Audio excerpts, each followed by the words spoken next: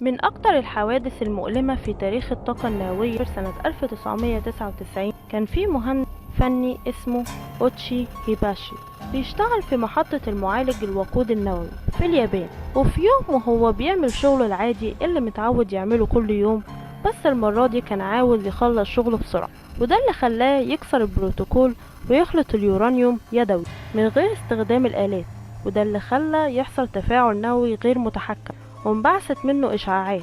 وأوتشي وباقي العمال اتعرضوا للإشعاع بمقدار SV17، للعلم إن 5 بس كافية لقتل بني آدم، ونقلوه للمستشفى، وده بعد ما اتعرض لتلف في حمضه النووي، وده اللي أدى لانهيار في الأنسجة لدرجة إن الدم بدأ يخرج من كل مكان، وده عشان جلده كأنه اتسد. والدكاترة حاولوا يعملوا له ضمادات ويخلوه عايش بالأجهزة، وحاولوا ينقذوه بكل الطرق لمدة 85 يوم وهو بيتعذب. بعد كده اتوقف قلبه